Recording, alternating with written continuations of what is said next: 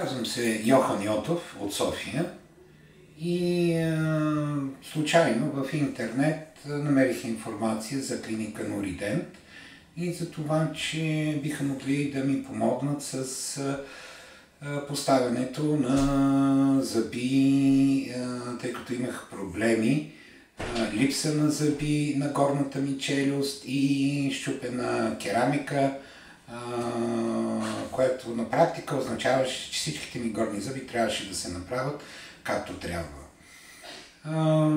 Много съм доволен от отношението, което срещнах в клиниката.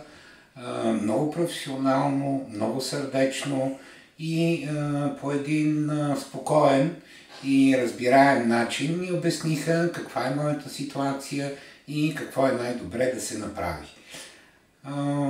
На практика нещата се случиха много по-бързо, отколкото очаквах, защото само за един ден работа по зъбите ми в рамките на 2 часа и нещо бяха извършени всички необходими процедури.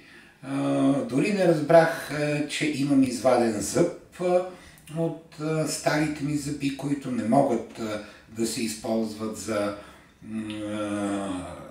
за основа.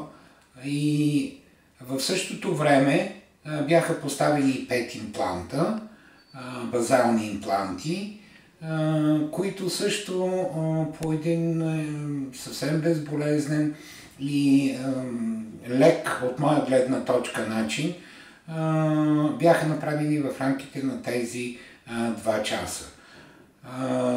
И всъщност нещата приключиха по един прекрасен начин, защото ми бяха поставени 14 зъба на горната челюст и просто от първата метална проба на зъбите, на коронките, които изобщо мога да си представя какво майсторство е да бъдат изпълнени 14 зъба, да паснат по един такъв добър начин на горната челюст, че да не се налагат някакви съществени корекции по тях.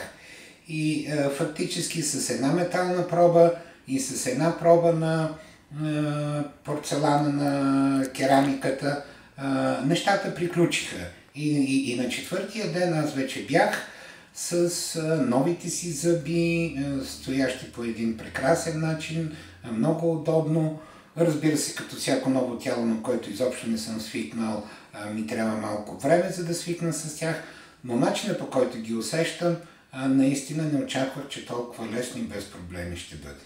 Много съм доволен и при първа възможност ще си направя и долната челюст от зъбите в клиника Норидент.